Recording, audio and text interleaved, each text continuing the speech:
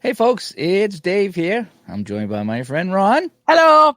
and we're doing a video edition of the Digital to Dice podcast. We originally were going to play some hockey trivia tonight. Okay, there's a little hockey trivia game that was on Steam that was really cheap. It was around $1.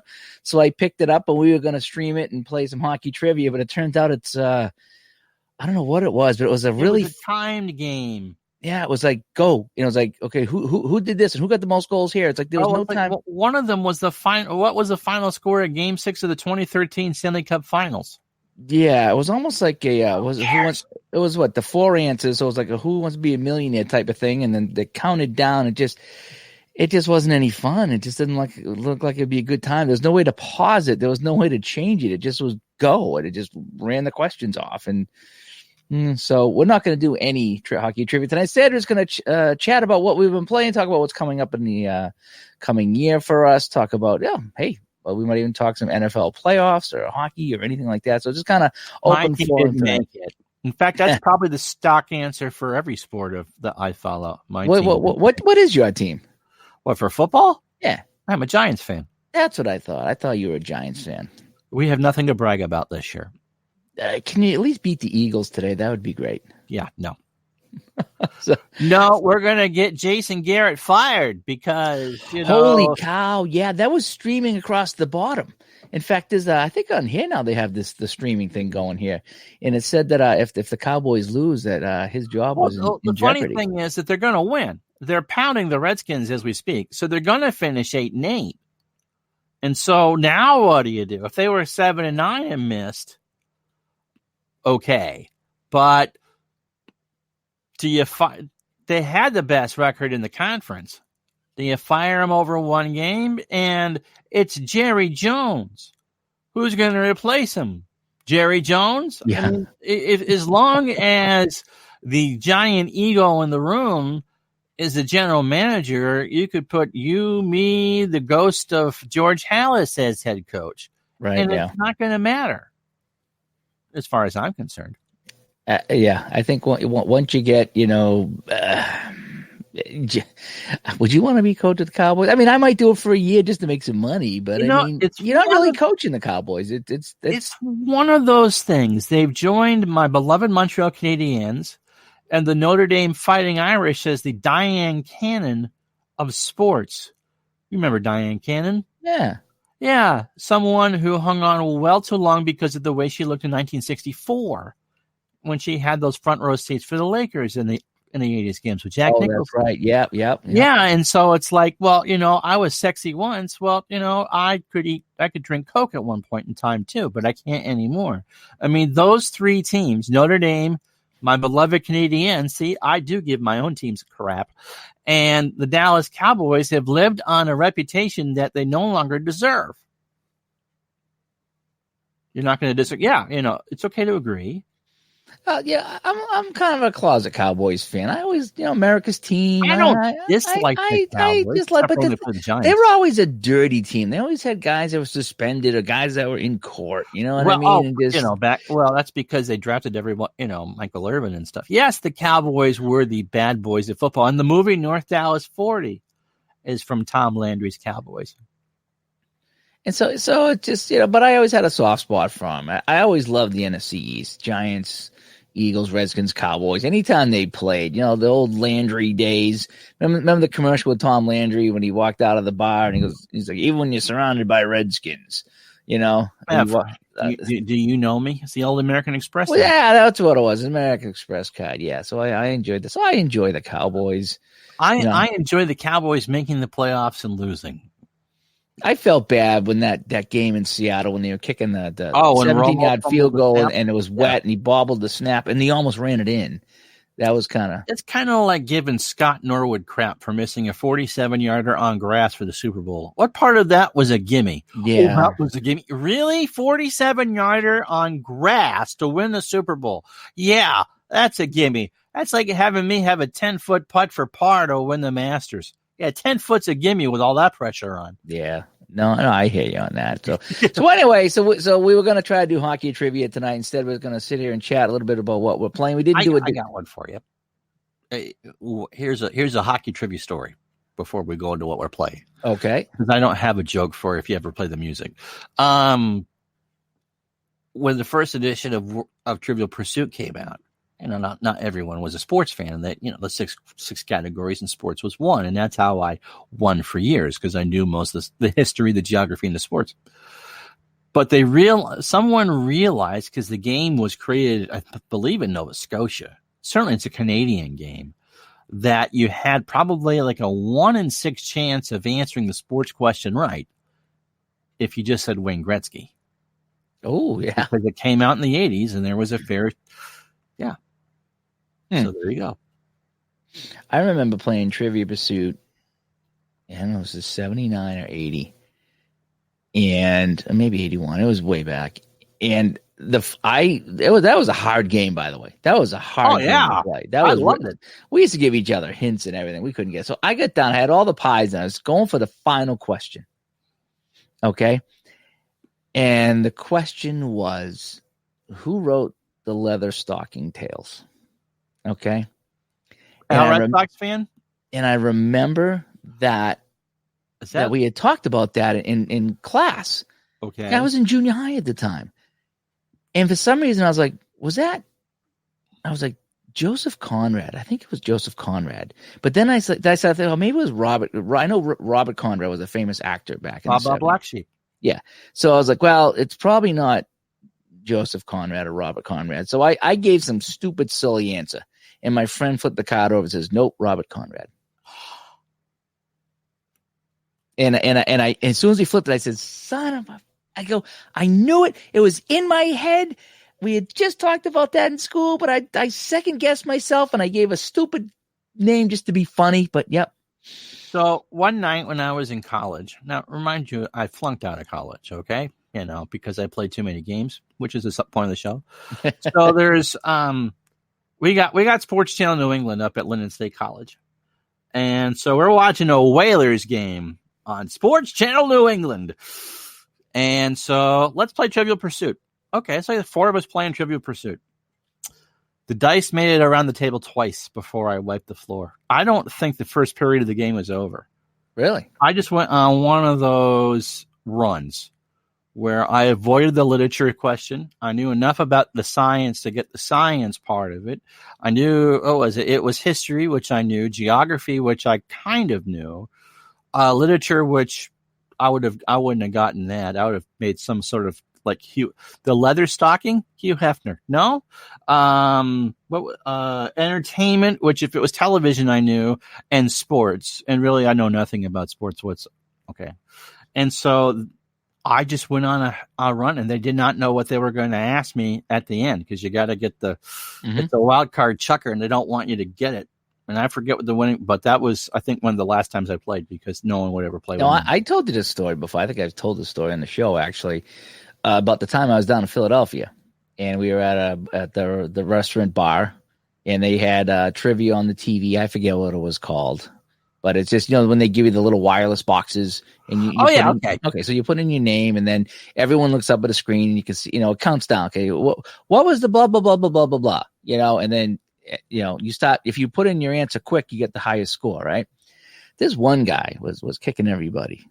Okay. He was just phenomenal. Oh, this is a great story. Yeah. So he was just, he was just like, bing, right away. So he was, I was getting 1 out of 5 and I was waiting to the very end when they actually gave you the answer. So I was in last place. Everybody else was in the middle and this guy was just storming. We were like, giving him high fives and congratulations. And then he went to the bathroom.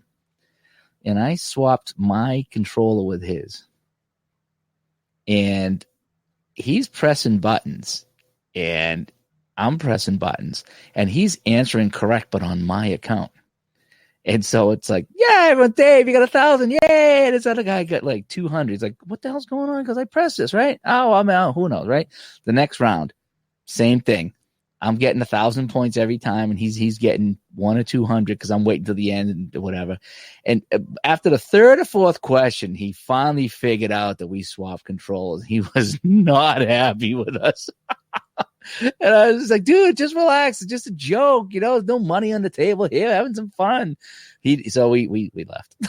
It says, here's your controller back. So we had our fun. In a later life, Dave is a video coordinator who happened to be in Cincinnati a couple of weeks ago. It's like, goodbye. Just enjoy your night. If you're watching live, comment. I mean, this is a live edition of the show. So yeah, it's kind of it's an informal version of Digital to Dice. We're actually on Facebook and YouTube right now. Just kind of chatting away about some NFL playoffs, maybe some NHL, some things that we're playing. So, Ron, I actually been playing some board games with some friends, and they've been really fun. And I think I talked about that on the last Digital to Dice show. You were talking about the dice game that you bought, and I'm not sure if you had that yet. Yeah, it's 10-minute one. Yeah, what's the name of it? Sorry about that. I got a noisy chair. It's right here. It's called No. Deep Space D6. Yeah, but that's not the one. This is the first one I got. Okay. Deep Space D6. This is one.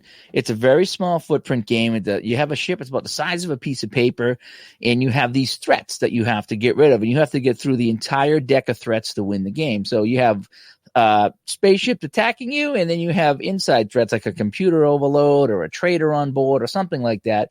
So you roll the dice, and then you assign the dice are actually your crew, and you assign things for your crew to do. Okay. So you might want to take shots at the pirate ship and blow them out of the sky. You might want to, deal with an internal conflict with your dice, So, and then when your turn's done, then it's the turn from the enemy to take shots at you, So you roll what's called a threat dice, and you see what lines up with that and see how much damage your ship takes. Maybe on your next turn you need to repair your shields. Maybe you need to, repair your hull, whatever it is. So it's a single player game. It's a lot of fun. And I guess they're not. I don't know if they're selling it anymore. Maybe, but when I posted it on a couple of groups, and I got like 150 likes and all these comments on this game. So people really like this game. It looks like a really cool game, and it's intentionally designed. Show it again. Yeah, so it looks like a choose your own adventure book. Exactly. So. You hear me talk about it. In fact, even the back is set up to look like a book. I mean, even the sides here. The sides there. It looks like pages. It'd be perfect to have with a pizza. I did not realize that in the 21 shows, I unintentionally make a pizza reference. That's not intentional. I talk about pizza every week. You love your pizza. So not really. I mean, I'll eat it, but it's not like it's an essential food group for me. It's not tacos. Yeah, but if you like your pizza, that's fine. But yeah, so anyway, I've been playing this game here. This is really fun. So that led into this other game I saw that it's upstairs on the table in Studio C called Fuse. Yes. And Fuse, you can play it by yourself or you can play it with up to 5 people. So we had 3 people playing, maybe 4 at Christmas. And then the other night I had a friend over, we played Fuse. You're diffusing bombs. Okay. And so what happened is picture like a deck of cards, but instead of the cards being, spades, hearts, and clubs, there's a formula on the card of what you need. So you roll dice and you might need yellow, red, and blue to diffuse that bomb and you're done. Or you might need 2 numbers that equal 10 to diffuse the bomb. Or you might need 2 numbers that are the same, or 3 numbers are the same to defuse the bomb. So you're rolling dice on the table, and what's happening is everybody's looking at their own cards, and you're choosing 10 minutes. You have 10 minutes. It's a 10-minute game. It's a real fast game. You have 10 minutes to defuse all the bombs. Now, we started off real easy. We only put 20 easy cards in the deck to try to get through it. I think there's 45 or 50 cards. So if you really want to get crazy, you can try to diffuse more and more. 3 cards a minute. Yeah, I don't know how you would 6 do it. cards a minute. I watched the guy on YouTube play this game solo, and he almost did it. I was like, wow, he was on elite mode, and I don't know how many cards it was, but I was like, man, there's no way I could do that. But yeah, so you can add or take cards out to make the game easier or harder. And oh my gosh, we must have went at that for an hour, 3 of us trying to beat it. And we got down to like 1 or 2 cards and we ran out of time. And was it a solo one that you did with 1 second left? No, that was my friend Dalton come over the house. And I was showing him how to play it, and he loved it. He's like, "This is awesome." He goes, "I got to get it." I said, "Yeah, you can play it alone. You can play it with friends." So me and him were playing 2-player mode, and we were just playing on the 20 card easy setting. And so you're rolling the dice. Okay. He goes, I need the yellow. So, okay. I need the red. He goes, I need the 4. And I was like, well, I need the blue. So you share the dice. The object is to work together to defuse all these cards, all these bombs. And some of it are really difficult. And some you need 2 green. No, that's it. You need 2 green. So at some point, someone has to roll a green dice number 2. And that's pretty hard to get. It really is. Yeah. How many different colors are there? I want to say there's 4 colors. There's red, blue, black. No, 5. Red, blue, black, yellow, green. So there's 5 colors. So essentially you've got any one of 30 combinations when you roll. Yeah. Oh, yeah, no, but they're different colored die as opposed to. Yeah, so you reach in a bag and pull out 4 dice, or depending on how many people are playing. So you reach in a bag, you don't know what you're pulling out. Okay. One time I pulled out all blue. And it's like, none of us can use blue. And you actually take a penalty. If you can't use a dice, you take a penalty. Sure. So it's a tense game. There's an app that we had on the iPad that counts down and plays music. And there's this English lady's like, there are 8 minutes left till total ship destruction. What are you doing? And she's making all these comments as you're playing this game. But boy, what a Fuse it's called. What a game this is. It is really fun. And one thing I didn't realize, Ron, about playing some of these board games, because I played, let's say, video games most of my life. Some of these board games here, I didn't realize there's different levels of difficulty. Oh, sure. But again, it's just something that when you grow up and you play Risk, or you play Monopoly, or you play Sorry, whatever you play, you just played the game. You didn't have ways. There's several different variations of the rules on Risk, actually. You can make it. Maybe I didn't play Risk. Maybe it was. I don't know what I played. But Stratego, that's the one that my dad always shared at. But yes. But it just, when I started playing some of these games here, it's like, oh, if you want to play on easy mode, only put in 20 cards.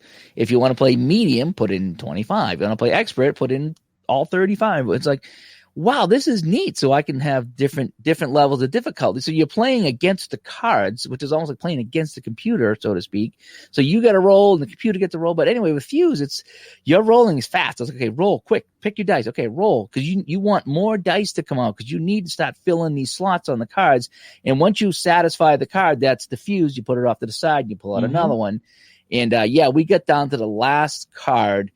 And he rolled. He needed a yellow and a black, and or a 4 and a 5, and he got it on the last roll. And he stacked it, and I hit the timer. And no joke, 1 second. 1 second.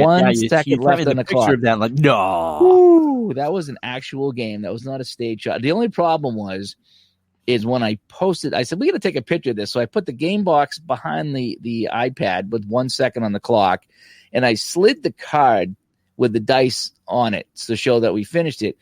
The top dice fell off, and when I put it back on top, it was showing a 3 instead of a 4, and we needed a 4. So I took the picture, and people said, "Oh, you lost." It's like, no, we won. They're like, "Well, it should be a 4, not a 3." It's like, okay, the dice fell off. I had to explain the dice fell off when I took the picture. When I put it back on, I didn't realize it was a 3, and somebody's like, "Oh, yeah, okay, whatever, dude. You know what? Am I really going to cheat? Am I really going to cheat myself in a card game, when I'm playing against myself?" If you really want to go down a rabbit hole as far as board gaming is concerned, you could easily spend a full night reading just the lists of reviews on BoardGameGeek.com. Oh yeah, that's where I go when I do a search. It's just amazing the lists that are collated there and such games that you've never even heard of.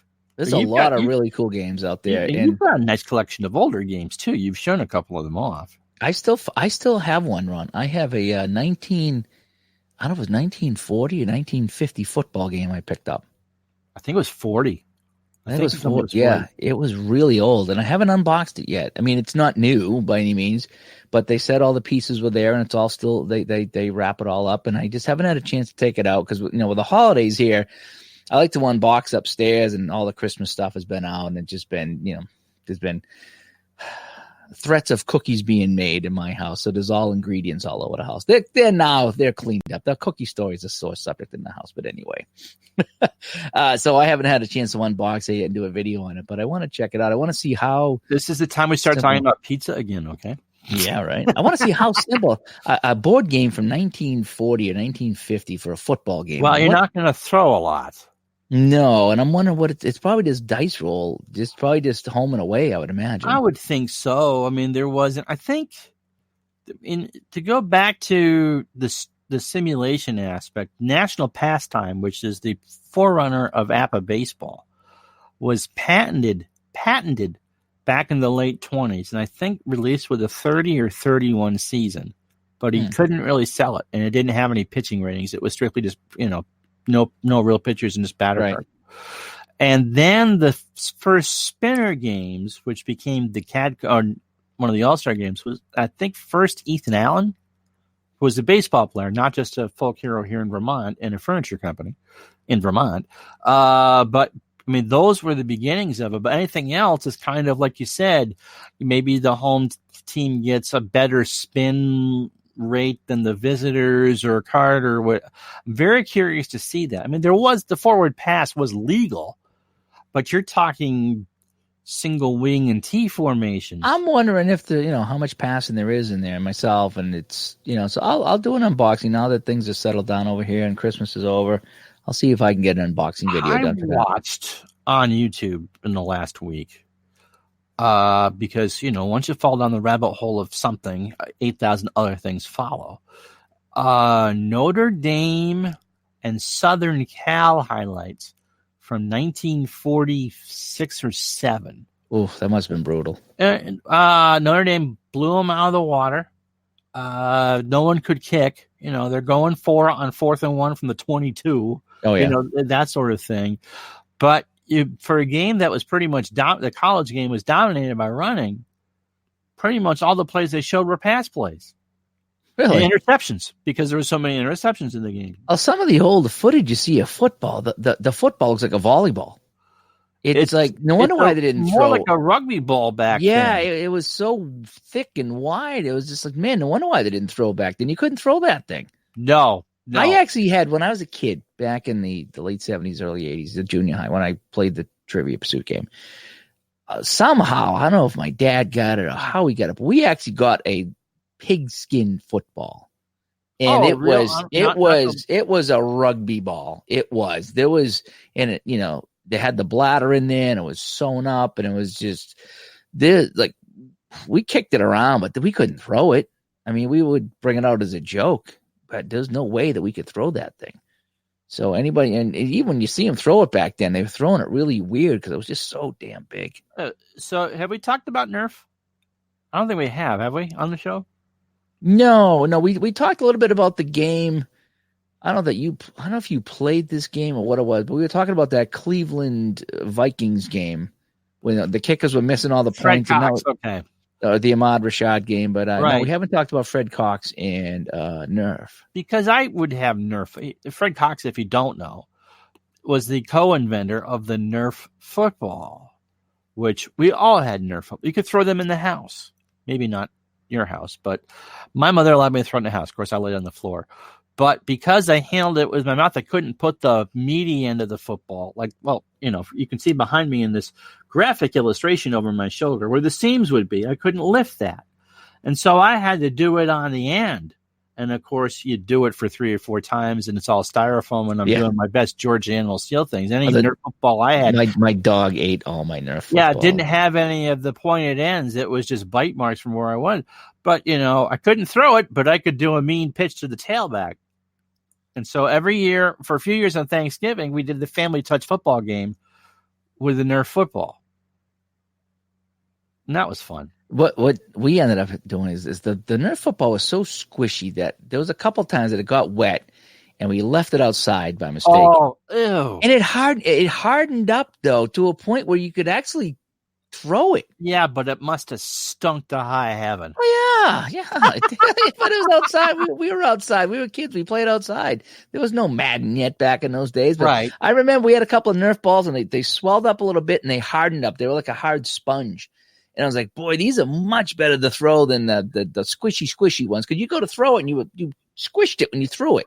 This one there, you could grip it a little bit and give it a nice toss. I like the basketball better. I had the hoop. I could dunk. We had the little hoop in the house with the Nerf balls about the size of my fist. Yeah, we would all, and you never could hurt anything with that thing. And you could even throw it at a sibling and not hurt them. Oh yeah. The Nerf was a good time. That was a good time. But so I've been playing those board games, having a good time with them. And let me see. Oh, I've been looking into all kinds of other stuff too. Some single player. You really did a whole bunch of stuff with the Steam sale, and in fact, you did a puzzle online. Oh, gee. Oh, let me talk about those real quick because those were fun. So I played this one game. I'm hearing myself on your end, by the way. Oh, I might be too loud. Okay. So I played this one game, and I finished it, and it was probably like a 4 or 5, 6 hour game. It was called Cursed. I get 5 hours of gameplay into it. Okay. This game is called Cursed, and it's a point and click game, and I don't know if I can share the screen on this or not. Oh, yeah, I can maybe share my screen here. How you doing, ID? ID's in here. We're just kind of having a Christmas chat. Let me see if I can. I'm on the screen here, so I'm showing Cursed. So this is Cursed for Steam that I played here, and it's a kind of a point and click game where you click on the different objects and you do different things. Like you need the grappling hook to put it on the bucket, to put the bucket in the water, to take the water up, to put out the fire. And then, you need the screwdriver to unscrew something and find this. And then you go back here. So there's a lot of popping around and solving puzzles and finding pieces that you need. And it's your typical kind of point and click type of game. It had a little spooky atmosphere set in the Dracula time over in England. Where you were, going to the mansion to do some work for the rich guy, and the rich guy made a deal with the demon so he could bring his dead wife back to life. But of course, the deal went sour, and you were there fine. So that's kind of the theme of the game. But all in all, it was pretty good. There's a hint system that's really good, so you can click on the hints and it would kind of tell you where to go or what to do. And so Curse was pretty fun. It's about a 4 or 5 hour game. Not that difficult. The hint system was really good. I enjoyed it. So if you get a chance, check it out. It was on sale probably through the end of the year, probably through January 1st or 2nd. But yeah, the Cursed was really good. And I also played a game similar to that. And this one was called, it's got a long name, this one here. Well, ID asked what you thought of the room. What I thought of the room, I actually picked it up again. I picked up the room again. Because I had 2. I played one on the iPad. In fact, ID was playing the room, and we all were kind of helping him, and that was really fun, actually. It just stinks that there's a 4 or 5 or 6 second delay, when you're commenting on what somebody's doing on YouTube. But for the most part, the room was that's a fun one. So I picked up all 3 again. So I have them all. So I want to go back and play 1 because ID was playing 1. So I want to kind of go back, see if I remember that. And 2 I hadn't done much with, and then I heard 3 was a little bit easier than the other 2 because they wanted to concentrate on story rather than puzzles, is what one of the reviewers said. So I'm going to go back and play them again. The room is a weird game, and it's just when you think you haven't the game's glitching out on you because you can't figure out what to do next, you stumble on something, or you hit the hint button, it gives you an idea, and there's always something there that's like, oh, okay, this is what I need. It just gives you just enough to keep going the room. Years ago, we're talking 30 some odd years ago, I had one of those rare Apple II games that was fit on both sides of the disc of a floppy, of an actual floppy, not the plastic, but the 5.5 inch floppies. The name of it was The Odyssey, and it was like a text adventure game, and you had to solve puzzles and all that. And I remember the first time I got to flip over the disc, it was a big deal. And there was one day I finally took the 3.5 to 4 hours and played the whole game out. You had to sail across an ocean and kill something on the other end by text. And it was the same thing. Pick up, shovel, walk. It was all text command because it was, and that when I got that, I was so tickled.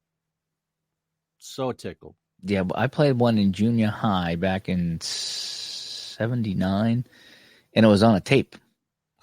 And I forget what the name of it was, but it was you walked into a mansion and you had to figure out how to escape it once the door closed, and you were just typing in commands, and we never really finished it. It was really difficult because you had to put in the right words or you couldn't advance. Right, yeah. That's what made it kind of tough. So if you had the wrong phrasing, if you said run upstairs instead of go upstairs, it would say, what? Can't do that. So that was kind of odd like that. There was a retro game that came out last 2017, 2018, because I want to say last year, but it's almost the end of the year. And it was done by the guy that did Return to Monkey Island. And it was kind of an X-Files type game. And well, hey, size matters, ID.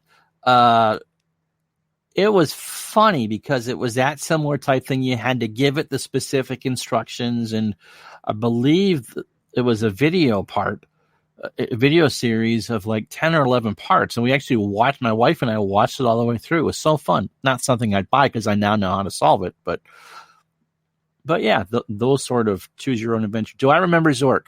You probably played it. I didn't. I remember it. I don't think I really played it because I wasn't big into that stuff back then. I don't know why. Maybe I went with Pong and Space Invaders, but Zork was big when I was a kid. Q*bert was one I could play. And remember when you went into a Pizza Hut, there were the table arcade games as opposed to, yep. There was a Frogger one in the Pizza Hut that I went into and could play that. That was fun. Anything that more than one button at a time, no. So let me show you this other game I played real quick, and this one is called the Agency of Anomalies Mystic Hospital Collector's Edition. It is a long name. This was kind of a creepy game. What this game was, it was another point and click, but it was also a hidden object game. And it was set in I think it was right around World War I or maybe before World War II. And it was a military hospital, and they were trying to save the soldiers that were dying, but somehow some big ghost apparition thing was in that hospital area and was infusing all the soldiers. And so you had one guy that was on fire, one guy that was freeze, one guy that was invisible, one guy was a werewolf, and so everybody got killed in the hospital except this one guy who escaped, and he told you to go back and try to solve the mystery of what happened here. And this was an interesting game. This Agency of Anomalies Mystic Hospital Edition. I got to go back to see if there's any more of these Agency of Anomalies. Maybe there's a couple different ones. But what was different about this one? So the hidden object game when it shows you a room and you say, okay, find the rake, find the shovel, find the pail, find the rope. We've all played those games, on the computer. What was neat about this was there was almost like a reverse hidden object, is that it would give you the objects and you had to do something on the screen. So in other words, you had the cork and you had to put the cork in the wine bottle. It gave you the knife and you had to cut something with the knife. So you were taking stuff from your inventory. The Amulet together, or was that another game? Amulet was Cursed. Okay. Amulet was Cursed. But this game here, this was more puzzle driven, whereas you were doing stuff and then then it gave you a puzzle. It's like, okay, you got to move this around until everything lines up, and you hit this button and these two change. You hit this button and only this one changes if you follow that. And so, yeah, I do. So a lot of it was like, okay, if I click this, it changes this. If I click this, it'll change this and this. And so you're playing around until you finally get it. It was kind of fun. I didn't like the hint system so much because it just showed you what to do. It didn't show you what to do. It showed you where to go. And so the hint system I thought was better in Cursed. But this Anomalies Military Hospital, whatever it was, had a neat little story to it. Neither game do you die, which I really like games you don't die in. I'd rather just play and have some fun. Why I play sports games. Yeah. Yeah. So this was a good one too. I recommend this one here. The what again? It was called the Agency of Anomalies Mystic Hospital Collector's Edition. Don't say that 5 times fast. Yeah, I know. It's got a long name. I don't like long names of games, but I stumbled on this one, and I've been kicking back. The holidays just been tiring, and so I've been kicking back at night. And I haven't set up the cards and dice, and I just said, well, I just got all these Steam games I bought, all on sale. I want to play them, and I had some fun. So I finished 2 of them, and they've both been really, really fun. And I finished this one late last night. There was one puzzle I did skip. It had a bunch of lights and trying to follow the wires, and I was so tired. I just couldn't follow it because my eyes were tired. So I just hit solve the puzzle. So it solved the puzzle for me.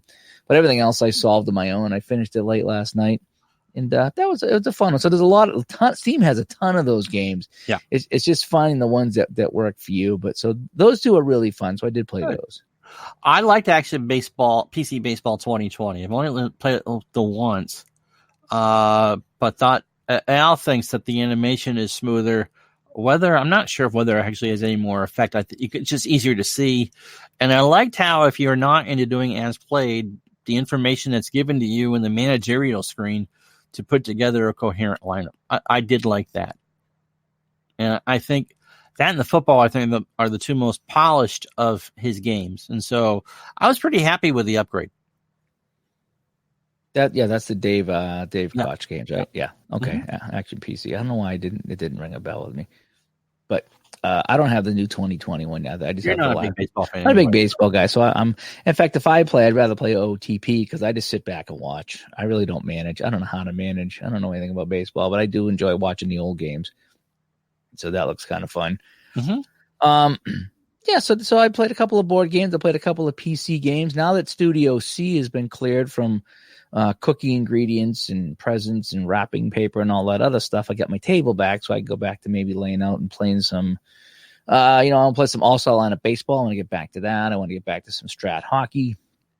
I got the Strat hockey on the computer. I need to get back to too. I streamed something. Oh, puzzles. Yes, puzzles. That's actually what I asked you about. And you went on the other way. Oh, I thought you meant puzzle games. So last Friday night, a week ago Friday, I was kicking back playing this puzzle, a jigsaw puzzle game, an actual puzzle, like a jigsaw puzzle, but it's on the computer. And it was a free game on Steam. And I so I picked a puzzle that I liked. It was, what the heck it was? It was just a landscape, some trees and a stream and mountains. And so I said, okay, let me try it. And it seemed to play pretty well. And of course, I picked one that had 400 and something pieces. I didn't know that. I just picked a picture that I liked. I didn't know that they had different. Some puzzles only had 90 pieces, and they take you 10 minutes. Of course, I pick one that takes forever to do. So I put in. So I started streaming it on YouTube, and next thing you know, 3 hours later, I was streaming this stupid jigsaw puzzle. And I looked up and I got 5, 6, 7 people watching me, and they're all laughing in the chat room because they're like, I don't know what's worse, you doing this puzzle and streaming it, or me watching you stream it, because it's a jigsaw puzzle. But it was fun. It was relaxing. In fact, I did a couple others the other night that I didn't stream, and I don't think I'll do that again. That was a one-off, but it was different. It was just fun and different. I picked it up and then didn't because I figured because it's a computer that if you wanted a 1,000-piece puzzle, it would turn into 1,000 pieces. Yeah, you would think that it would be like you could do that. Yeah, no, these puzzles are locked in. So they come with free ones, but you can buy a puzzle pack. You get like 10 for free though. Yeah, they give you a bunch for free. So you don't even need to spend a dime on playing this game. But I ended up spending $10 and I got a whole bunch of puzzles. But yeah, it's like you pick the picture, but the picture says how many pieces it is. So if you want to do a 90 or 100 piece puzzle, you're limited to what picture they have with that. So unfortunately, all the pictures I like were 300 and 400 pieces. And that took me 3.5 hours that night and 2 hours the next night. That was a 5-6 hour job to get that puzzle done. That was a long time to do that puzzle. Don't hold your breath on any Mac version. If you only upgrade every other year, unless you really have a hankering to play 2019, the 2019 version I thought was a major upgrade. It depends on how you play it. If you were one that likes to create your own lineups and do it that way, it's a good version for that. I was surprised how smooth it was because when we both looked at the hockey game and went, yeah, maybe if you liked one of the teams, but it didn't really grab me all that much. But the baseball one, I liked what he did, but as with any other action PC game, it's mostly subtle changes. Depends on what you're looking for. I think it really comes down to how much do you like that particular sport? Because me being a baseball guy, I'm probably fine with last year's version. I'll probably be fine for a couple of years with last year's version. I just don't play baseball that much. The hockey is my favorite. I play that all the time. So I got the new version. And the thing that I found, I'm a very new Action PC player, that when it comes to new versions and upgrades, it never gets worse. That's the thing, is it never gets worse. It gets a little better. Things get a little better. So for me, if it's a little better and I'm a hockey fan, then I'm going to get it. But for basketball and baseball, the other versions, unless there's a major change, I'm fine with that. Football, I did get the new version too, so I do like the football. So let's go through some late football scores. Rams 31, Arizona 24. Denver beat the Raiders 16-15. Oh, Raiders are out. I was following that. Yep. And if the Raiders, things were at halftime, I think the Raiders were tied, and they needed Pittsburgh and Tennessee and someone else to lose it. They needed the Pacific to collapse too. But everything was falling into place early for them. I was like, holy cow, this would be a neat situation. But that's it. They're no longer the Oakland Raiders. Philadelphia beat the Giants 34-17. Hopefully Eli will retire and not try to hook up with another team. Jacksonville beat Indy 38-20. Tennessee's going to the playoffs. They will head to New England. They beat Houston 35-14. Jason Garrett makes his case. Dallas 47, Washington 16. And Baltimore throttles Pittsburgh 28-10. So Baltimore wins with their... They had the best record going in anyway. Yeah, you definitely think that last year was the upgrade year, and so it definitely, 2 or 3, you would definitely get your money's worth. Yeah, then if you are to as played, you may not find it that much. If you got last year's, I think you'd be fine with it. There wasn't really the chalkboard is smoother, but the one game I played was with 2019 teams, and you know what they do a lot, Dave? They strike out a lot. I had 27 strikeouts in a 10 inning I saw that one game you played there. That was the chalkboard runs smoother. Yep, it puts up that word strikeout. The one thing I did notice, speaking of loud, was that the volume. I kept telling you to turn it down. You said I'm at 5%. I'm like, all I can hear is the crowd ambiance. You got to turn it way down. You really do. When you're streaming, for some reason, these games just get you got to slide that slider down almost to the end. You just want a little smidgen of audio. Otherwise, you can't hear anything. I kept turning it down and turning it down and turning it down. And usually my audio I hear back is lower. You're not hearing me now as an echo, or you as an own echo, right? No. I forgot that when I watch stuff with the wife, she has hearing issues, so I have to turn it up for her. But when I'm doing live stuff, I have to turn it down so I don't echo because can't wear the headphones. So, it was the default was half, and I turned it down to a third, and then I went down to a quarter, and I literally had it at 5% at the end. Yeah, and that's what you got to find, because it's different when you play by yourself. You can have it loud and it's no big deal. But when you're streaming, if you want to talk over it, you gotta really bring it down. And now, however, default, you can play the National Anthem, which I haven't tried, but there is now a default 7th inning stretch. It will now play "Take Me Out to the Ball Game," and YouTube didn't ding it when I uploaded it. So, well, that's good. That was my only YouTube ding for 2019. Was the Rafi version of "Take Me Out to the Ball Game." Oh yeah, yep, I remember that. Yeah, you had that issue there. Thrilled to pieces. So you're playing some Strat PC hockey. Yep, I'm really enjoying that 81-82.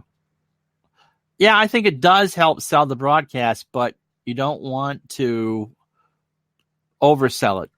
There's got to be a balance, and we don't normally do these things with mixers to do that. And Dave uses the mixer when we record Digital Dice, but as far as a live stream is concerned, and on my streaming software, the in-game audio is set at a third to begin with. It's just there's some streams you go to, and in my early days when I used to stream, I have it good in my headphones, but when I went back and played it, it's like, boy, all I heard was the game, and you could barely hear me talking over the game. So you want to hear the host talking. So you do need to drop that level. Just you got to have something there. It's better than nothing. But if it's too loud and you can't hear the guy talking about the game, it's a difficult video to watch. Strat Hockey. Yeah, I've been doing an 81-82 replay. Actually, I got a video up tonight on my channel about because Wayne Gretzky is not going to match his real life total. 25 games through, he's already 1 point a game behind. And I asked people, what would you do? If it was your own replay, what would you do in that circumstance? I'm enjoying it. That's great, but just one of those anomaly things that he's supposed to score 92 goals, and at 25 games, he only has 20. He's not going to get 92. Yeah, we talked a little bit about, when you play these games, are you really going to get the results individually of the players? Or are you just going to be close with the team? Hard. I mean, you should get them to within plus or, there should be a 10% swing, 5% either way. And so I would think that at 92, you could get Gretzky 85 to 100 goals, I think would be there. But because you could replay something 100 times and you would never get the number on the nose on something that detailed. Yeah, and we had talked about if you try to play a particular game and replay a particular game in history, like a comeback of some kind, or those are always tough. I did the Miami Kansas City double overtime playoff game on Christmas night because that was the game that got the Christmas banned from the NFL for a generation. Yeah. And so I played it. Did my best to keep it honest and open and all that. And Miami just rolled over Kansas City. Lenny Dawson couldn't do anything against that defense. And in itself, we saw just how good Miami was. Yeah. But if you try to take any of these weaker teams and do the upsets, like if I tried to take the 85 Patriots and try to get them to the Super Bowl, I ain't getting there. I'm not getting there. That was a fluke that happened, and you're not gonna. I shouldn't say you're not gonna, but the chances are slim in some of these replays that you're gonna duplicate real life. It's really tough in football because the most a team is going to play of games that count now is 19. And so how do you replicate that when you play a maximum of 19, 20 games? You can't. You just really can't. Demo says he's enjoying Action PC 2020. And I agree. It's okay if guys don't hit their mark. If you replay it 100 times, he'd be over under every time. Yeah. For me, it's not taking away the enjoyment. But again, you're playing that season because you want to see, boy, can I get my boy Gretzky? Can I get him? How many points can I get him? And he's not near what you thought he was going to do. I got to say, to talk about one specific game, I shared this on the Discord and I shared it with you. Turned out that the Islander game I sent you was my 10th birthday. It was November 26, 1981. And so the Brian Trottier jersey I'm waiting for, which I'm sure I'm never going to get. Trottier had, in my first 5-card shift, the Islanders had 3 goals and Trotz had 3 points. And so by the time that 10-4 game was over, it was Brian Trottier had 7 points. He had a goal and 6 assists. Oh, nice. On my birthday. That was great. When ESPN did the Dream Season with NFL Films, they replayed each game 100 times. Yeah. Absolutely. And the other thing is, and people forget this because you're kind of lost in the moment of what you're trying to do, is that whether you're playing OOTP or Action PC or any game, everything is based on OOTP has some flexibilities depending on how you want to play it. But for a pure cards and dice game, you are going on the full season, looking back on it, going back to your Tampa-Pittsburgh game or the Tampa-Miami game, the 79 Tampa-Miami when Tampa won the Super Bowl and I replayed that one out, or the 76 Bucks and Steelers, and you played that on 10 different engines? Yeah, I think I played 8, 9, or 10 different games.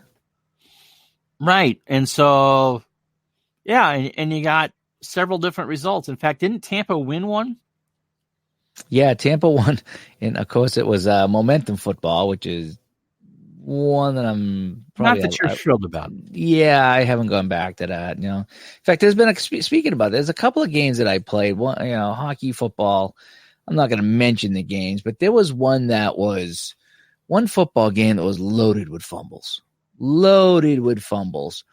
And I remember on one of the websites or a forum or somewhere, Delphi, Facebook, someone commented on that particular game. It's like, yeah, I played this game. It's great, but there's so many fumbles. And I was like, finally, someone else that feels the same way about, all the fumbles. And then there was a hockey game that I played that had a lot of fights or a lot of penalties, and that was the focus. I felt the focus of the game was the hitting and the fighting and that type of thing. And someone else made the same comment about it, and it's I'm a Rick Middleton, Bobby Orr guy. I don't, even though I grew up watching hockey in the 70s, I never liked the fights. I just didn't. I did just not my thing. I want to see goal scoring.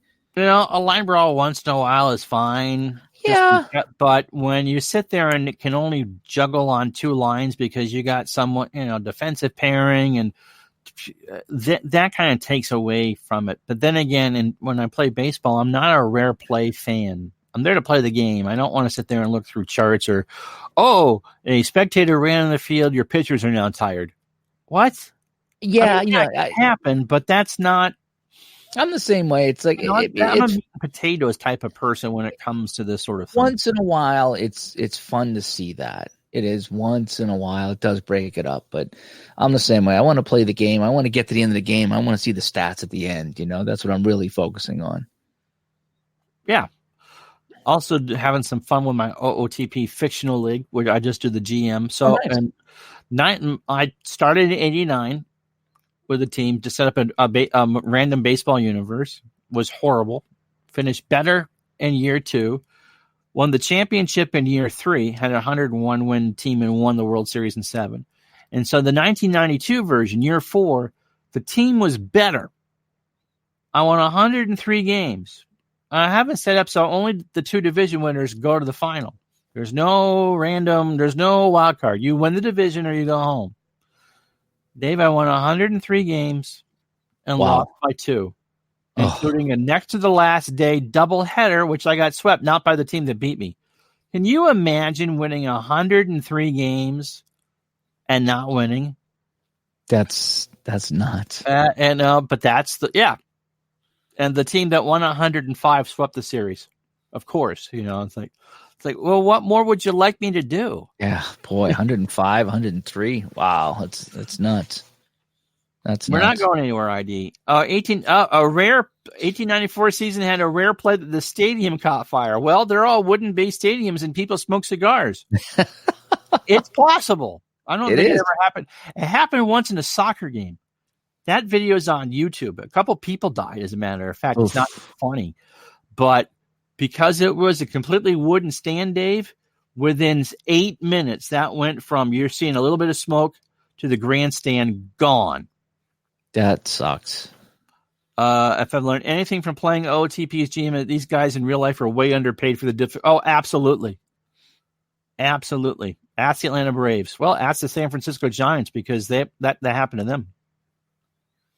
There is a rare play in which Boston doesn't cheat, but that hardly ever comes up because it doesn't happen. And yeah, I mean, the Red Sox won 2 World Series as wild cards too, and the Nats, the same thing. Beat the Astros in their roof pounding changeups. And we found out the Astros were apparently cheating, but it's only Boston teams that cheat, from what I hear. But yes. But yeah, that whole thing with the stealing. Here's the other thing. Okay, as far as stealing signals, okay, I'm a casual baseball guy. I haven't really followed it in 30 years, 40 years, whatever. But if you're doing stuff, okay, if I go to a ball game and I can see the catcher, I can see the signals. If I go to a football game and I take my binoculars out, I can see the coach. Okay, so this is not like you're stealing the playbook. This is not like you're in the clubhouse with a hidden camera. This is stuff people are doing in front of 30 or 40 or 60,000 people. And so you're going to say you cheated because you stole a sign from a coach or a catcher? This is stuff that's out in the open. So if you're good enough to see somebody do something enough times and that tips your cap to what they're doing, sorry, dude. It's not like you went into the clubhouse and stole something. I don't consider it cheating. Well, but you know what they did? They got one of those, high definition cameras, which you can zoom in a regular base. Were able to relay the pitch to the dugout. And so on a fastball, you wouldn't hear anything. And that told the hitter that to expect a fastball. But on a changeup or a curve, they were either banging on the bat rack or punching the top of the dugout. And so the hitter at the plate knew what pitch was coming. Yeah, and that's kind of a crappy thing. I get it. But that's when you make your halftime adjustments then. What they need to do is like they do in football. You put a headset in the pitcher's hat and you put a microphone in the catcher's mask. But what about the batter sitting there? The batter's going to hear you. Not with 30,000 people cheering. And you can always go up there and say, okay, 1 is a fastball, 2 is a curve, 3 is a slider. And then you can always go, you can go through and do that. From the coach, okay, absolutely. From the coach, okay. If I'm standing there at first base looking down, that's one thing. He's absolutely right. But not if you're using video. Apparently the 51 New York Giants, the baseball team, had a guy with binoculars at center field in the Polo Grounds and was sending light signals to the batter at the plate. So they'd have a flashlight, 1 for fastball, whatever it was. So the batter just had to, how many times did you blink the ever ready? I remember, what was it? I think it was Kansas City, one football team. When the field goal kicker lined up to kick the field goal, you know how they have the big, big, giant screens behind the end zones? Mm-hmm. The cameraman would put up on the screen, and it would zoom in, out, in, out, in, out, in, out, in, out, in, out, and it would make you dizzy watching this video. And they were doing that every time the opposing team tried to kick into that end zone. That is cheating. That is cheating. Okay, that is not just seeing a signal. That is using video displays and lights to cheat against the other team. Pumping in crowd music is cheating. Okay, all of that is considered cheating. There was accusations of the football Giants at the old stadium because the wind would swirl around. And they would open the door or something? They would open the doors when the Cowboys were kicking and close it when the Giants were. Don't think it was ever proven either way. Yeah. For a good story. When I used to have seats right behind the glass in minor league hockey, and it was like Madison Square Garden. The seats were raised, so you could sit in your chair and your feet would be on the glass. And if we pushed on the glass would lean forward. So if the team took the shot, it would hit and go down. If we took our feet off the glass and relaxed, it would hit and kind of do something different. So if we wanted to, we could have manipulated the game depending who was shooting by pushing on the glass with our feet. We never did. We weren't that smart enough anyway to figure it out. But AKA we drank too much of the fizzy water. And back in the day we did. And Kevin's right. I mean, that's why pitchers and catchers change signals when there's a runner on second. Yeah, they might have to. It's a fastball 2. Is it curveball 3? Is it changeup? So, but there's some things you do that is considered cheating, and there's other things that it's like if you can steal a signal, good for you. If you're doing it in front of all these people, that's that's the deal. Back in the day, they used to run the players in and out with the play. Then you couldn't steal it. Now they get the headphone amps in there or whatever it is. That that helps a little bit, I guess. Speaking of that, I watched. It was Christmas Eve. NFL Films did a half-hour video of how the stadium and the league prepare for a home game, just an average NFL game, and the game they chose was a Green Bay Detroit Monday night game. And so it went through everything that they had to do to prepare the field and how much paint they had to use to do it and getting people ready to tailgate. And they spent a good 5-10 minutes with the NFL on-site. How you doing, Al? Game official and everything they had to set up for technology and what in the headsets and whether or not anyone could steal those signals. It was just amazing. Oh yeah, it's. I was actually watching today one of the football games today, and the pass went incomplete into the corner of the end zone, and there must have been 50 people in that corner of the end zone. I mean, everything from cheerleaders to cameramen to video people to sound people to security people to just people with the home team jackets on to people just, it's like there must be 1,000 people on the field, just people. It's like, I remember this, I said to myself, this is a production. Back in the day, it was just 2 football teams. Now there is thousands of people at these events doing something, whether they're there just to hold the ball or whether they're there to open the door, whether, it is just a monstrous show that they got to put on. 254 times in a regular season, whether it's 2 teams that are fighting for best record in the conference or 2 teams who are waiting for golf. Bill Veeck tried to install a moving fence. Well, it was Charlie Finley in Kansas City when the Athletics were there, tried to get the right field line as the same dimensions as Yankee Stadium. Yankee Stadium was 296 down the line and right. And Yankee Stadium was grandfathered in, and Kansas City couldn't do it. So they made them move the pennant porch back. And so if a fly ball was caught in that, whatever the minimum was to whatever Yankee Stadium, the PA announcer was instructed to say, that would have been a home run in Yankee Stadium. Oh, man. Man, that's tough. I was watching a game today. It was on YouTube. Somebody's posted a lot of cool videos on YouTube about hockey. And it was 83. Okay. Blackhawks, Maple Leafs. Okay. And Tony Esposito was in that. Now, this was Tony towards the end. Yes. He was rookie of the year in 1970. So this was 83. And he was in net against Mike Palmateer. And the final was 10-8. Oh, and I don't know how goalkeeping. I'll tell you about the last goal in 1 second.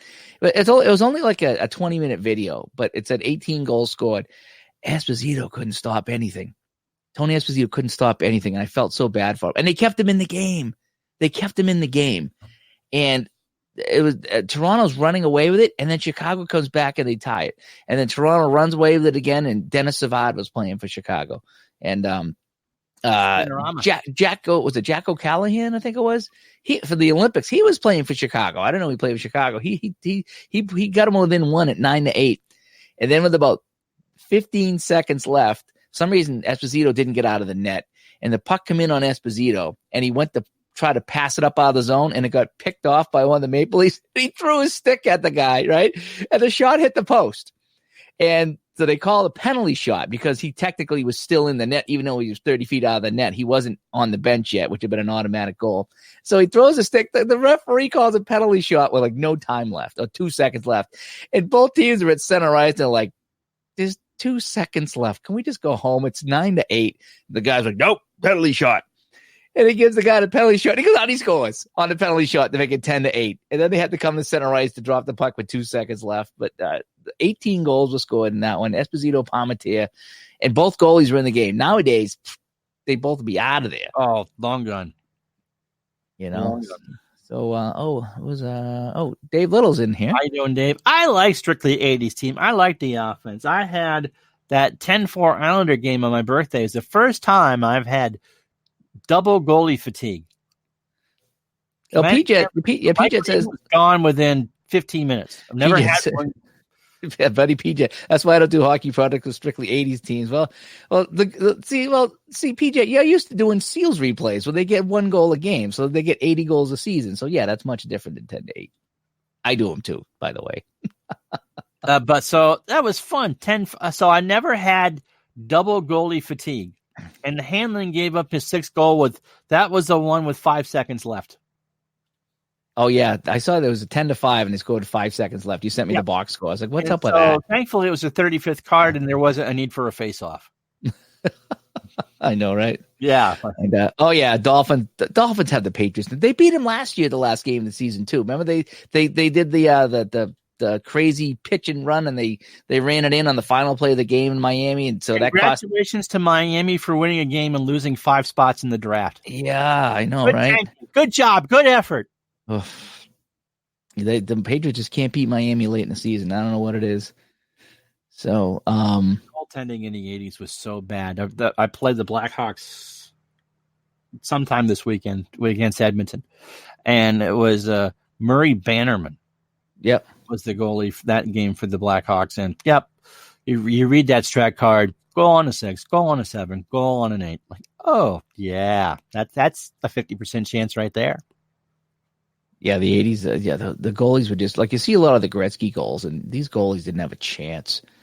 And the equipment was so small. When you see the net, it's like look at me on the camera here. See, that's how much net you saw. If I were to get like way up here down on the camera, that's how much net you see nowadays. The goalie equipments are so big that everybody they take up more of the net. It's like that walrus in that car insurance commercial. They put the walrus in the net. I enjoy the 80s hockey. I'm having such a good time with this. You know that the games are going to be high scoring. And when I have a period, they play Doral tomorrow morning at 7 o'clock, I believe. Ryan Fitzpatrick's tea time is. I enjoy it. You get a scoreless period. Like, wow. I actually had one game in that replay that was like I had played like a period and a half before somebody scored.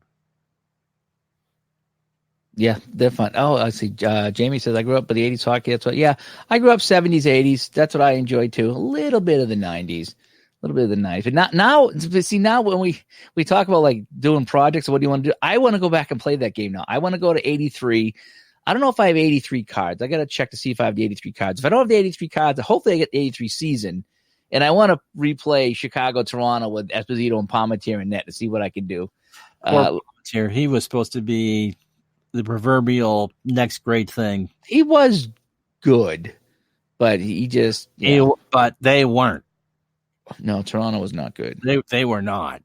I can't believe who was bad back in the day. As we continue on hockey talk, was Detroit, an original 6 team. They stunk in the 70s and 80s, and it wasn't until I read the Kansas City Scouts book, Icing on the Plains. I read that book and I talked about it here on the show. That they talked a little bit about why the Red Wings are so bad, and nobody wanted to go there. And that they were picking up players from the Red Wings too, because how they were running the operation over there in Detroit was terrible. In fact, that they were the ones that wanted to screw over Gordie Howe too, and so the Red Wings they were the worst of the original 6 teams for the 70s and 80s. Then they got Yzerman. Didn't Cincinnati lose? Oh, I'm sure they did. Palmateer was, by the 80, yeah, right. By the 80 standings, Palmateer was one of the better ones. And Cincinnati beat Cleveland today. Oh, Cleveland lost again. Oh man, you wonder. So what's tomorrow's Black Monday for all the coaches, right? So you wonder the Giant. Be curious to see what the Cowboys do with Garrett. But that whole division, except for the Eagles, and even they finished 8-8. 8-8. Congratulations. You didn't quite fill the dirty diaper, okay? I mean, who are the Eagles going to win a game in the playoffs? Not at 8-8. They go right back. They get a home game, and against a team that's got more wins. Seattle? Is it Seattle that they play? With the Wildcats. So what? Green Bay won because San Francisco won the division. And who got the other Green? So Green Bay has a bye and San Francisco has a bye. So whoever won, so New Orleans? Yeah, New Orleans. So you're going to get New Orleans or Seattle? No, New Orleans can't. No, New Orleans won the division, I thought. So they can't play.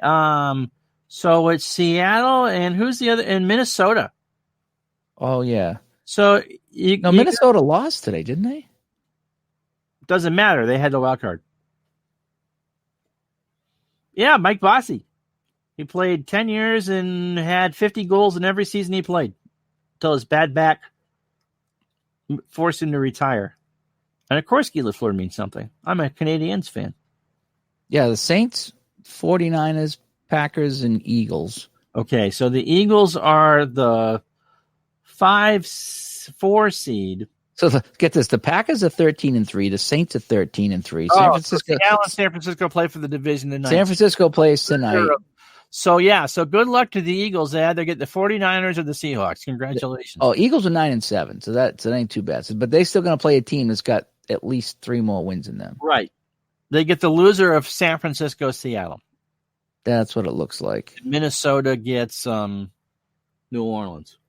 Again. That's what it looks like. Yeah, that's what it looks like. So yeah, San Francisco. That should be a good one. Playoffs, but they're not. But whoever wins tonight gets a bye, and whoever loses has to play on the road next week. Oh, we have our roving reporter, Dave Little. Cleveland already fired Freddie Kitchens. The Giants will fire somebody. Jacksonville's going to fire their coach. Like I said, I mean, they'll try to get Oklahoma's coach in Dallas. It worked so well when they brought in Barry Switzer, didn't it? You got to be a certain breed to be the Cowboys coach. You know what you're getting into. You got to be willing to not wear the pants to be the Cowboys coach. Because have you ever seen an owner in any sport that gets in front of the microphone after a game like Jerry Jones? And I know it's your team and it's your money and you're the owner, but I mean, at least Steinbrenner had expectations. Maybe Al Davis, maybe. There's Jones and Davis are similar. Absolutely. I would agree with that. But it's just you never see, other teams or other sports where it's like, hey, let's go to the owner, ask him about the game. It's like because the owner's a GM. The owner is the GM, and you can only do that in pro football. OTP. Well, that's true. Especially when you play like me and Condition mode. I need to get back to my my franchise hockey manager 6. I need to get back to that. Remember I told you I drafted the scouts, and Mark Cuban in the NBA. But he doesn't. But he's not the GM, is he? And they won a title. They won with Dirk. Dirk Nowitzki and my wife are from the same city. That's pretty cool. They're from Würzburg, West Germany.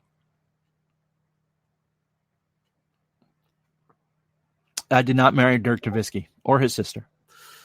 And I know no German and neither G. So, I had a buddy of mine, and his mom was from Germany. Mm-hmm. And what was neat is she used to come over to his house. He told me the story. He says my mother would come over to the house once in a while he was playing Call of Duty. And in Call of Duty and some of these other games that used to play, the Nazis, yes, there was German being spoke in some of these games, not just Call, but a lot of these World War II games. And in the game, there'd be German speaking Germans, and his mother used to tell him what they were saying. And it would. What were they saying, Dave? He said they weren't saying anything really deep. It was a lot of just chit chat stuff. What'd you have for dinner or things like that. I mean, but they were talking actual German, but there was obviously nothing really talked about it. It was just kind of German chit chat, but that would be pretty crazy to have someone sitting there. Hey, what are they saying? Oh, this is what this guy's saying. This is what that guy's saying. And boy, that was just kind of weird. Yes, PJ, I am more than pizza and Full House references. And Dan, we were talking about Al Davis of the Raiders. Absolutely. And Mark, I don't think has spoken to a camera in his entire life. And, Steinbrenner for the Yankees, I think, and Cuban for Dallas. And Howard Ballard for the Maple Leafs. But Howard was some kind of crazy, especially towards the end. CBC wanted to install another camera at Maple Leaf Gardens. It was park another truck. They wanted to be able to run a replay unit or something like that. So a second truck there, and no speaking to Deutsch. And he was going to charge them like $1,500 per game for lost revenue. That's how they did it. The Boston Garden just, quote, redid their seats to get more seats in. Yes. I read happy about that. I guess it's only certain sections. I haven't been in the Garden in years. I can't afford to go. I can't afford they call it the Garden again. $100, $200 a seat. Oof. It's back when it opened up, of course, it was the Fleet Center, and the nickname for it was the Fleece Center because you were fleeced to buy tickets there for either the Bruins or the Celtics. I don't even remember the last game I went to. probably 10 or 12 years ago. And I think I went with a friend of mine. He brought me in, and they played Columbus Blue Jackets. And this Columbus was fairly new, and they lost to Columbus. It's like, this is why I don't go to these games. There was one game years ago, and it was it must have been late October, early November, because I think the Red Sox were still they were in the World Series or something like that. And this is when the Bruins had this one guy they signed, Marty Lapointe. I think they signed they signed him like $5 million a year, which is the highest paid guy in the Bruins aside from Bork and Neely. But they paid this guy Marty Lapointe $5 million. I don't remember the name. Yeah, he was like this average guy out of Detroit. Joe Thornton for Marco Sturm, okay? And he was just average. But they're like, see, we spend money. They're like, he keeps saying we don't spend money. See, we spent $5 million to bring this guy from Detroit to Boston. He was like this second, third line guy. And so I remember that we were sitting in the down low at the Bruins game, one of the few games I went to, and they had a commercial timeout. And they come back from the timeout, and they were getting ready to take the face off, and there was a little delay, and it got real quiet, right? And we're talking like late October, early November, something like that. World Series, it'd be late October, yeah. Okay. So they're getting ready to drop the puck, and I got real quiet in the garden. I was like, Marty, it's almost November, and you got 2 more points than I do. And everybody just started howling because we were all like, why we paid $5 million and this guy's got 2 points on the season through 1 month? Everyone started howling. It was like, you got 2 more points than I do. Oh man! Sometimes it gets quiet in there. You can get a little zipper in there. It was kind of funny. What did Jerry say after the game today, Dale? Oh, is this going to be a joke? Is this a real thing? Or is this the woman and the cat? Oh, those are the best. Oh, we were talking about that yesterday. You think that Fortnite and PUBG are a game for kids? You know, my uncle and my pair of brothers-in-law were a family thing was yesterday. Al, I got to send you some pictures. And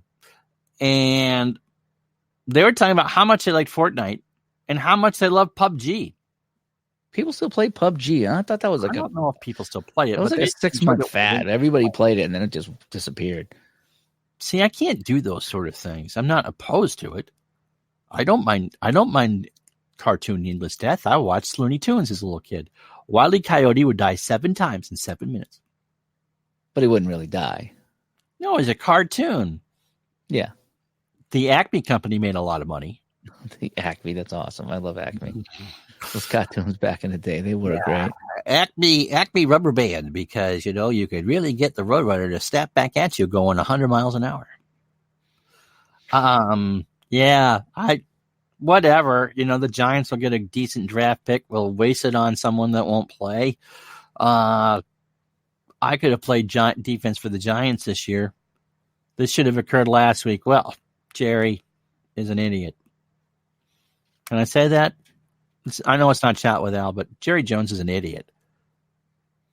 We need to get Chat with Al back. I miss those on Saturday night. I miss curling up at night in bed listening to Chat with Al. Me being the instigator. The last one we did was I was accused of being the instigator, which is true. But you like to stir pots. Did you get a new spoon for Christmas? A nice big spoon to stir those pots? Wow. I don't want to hear any more from you when you try to complain about the Patriots. No, I did not get a new spoon to stir my pot. Thank you. You stir the pots. That's what you do. Stir the pots. A pot stirrer. If you play Dungeons and Dragons, that should be a character name, Pot Stirrer. I like that. I like that. Yes. Oh. So what say you, Pot Stirrer? Let me hide behind this bush here, okay? I know, right? That's funny. Let's see. What else have I been playing? Yes, well, you were talking about some of the things you're looking to do on the channel coming up. I'm going to do it next year. I'm not going to do a poll. I think we're going to do 78 as a baseball replay because a number of people wanted it. And that was the year I really got into it. I know we just did 82. But I think that would be, that is the one that is the one season that I would actually do the full 2,400 games for. I've tried it a few times. I'm sorry, Atlanta and the Cubs, when they're both 6 and 18, is about as exciting as watching my nails dry when I don't paint them. That's interesting. But I think doing the 2 or the 3 games a week with hopefully all 4 divisions finish within 5 games. And the one thing with the 78 Red Sox would do is they would never blow a 14.5 game lead, because at no point are they ever going to have a 14.5 game lead. Milwaukee and New York will fight for the division. Boston and Baltimore might get second or third. Milwaukee's starting pitching is incredible. Their bullpen came in 1982, but that's when I went to games between 78 and 81, 82, because there was a park across the street from me, and it was part of the recreation thing in town. And they would have, a couple times a year in the summertime, they would have trips to the Red Sox game. And so you would just go across the street to the park, and, the parents would pay for the ticket, but probably like $5 or $8 back then for a bleacher seat. And you get on the bus, and I don't know if we took the train in or how I don't even remember how we get in there, but I mean, the whole group of us would go into the game as a group, and it was a really good time. Then also Little League would go in too. So the whole Little League group would go into the Red Sox. So I used to go in the Red Sox. That's when I went. I went as groups. I'm going to try a new baseball game in the new year. Action PC just streams too well. And so Action PC, the family, is my streaming product of choice.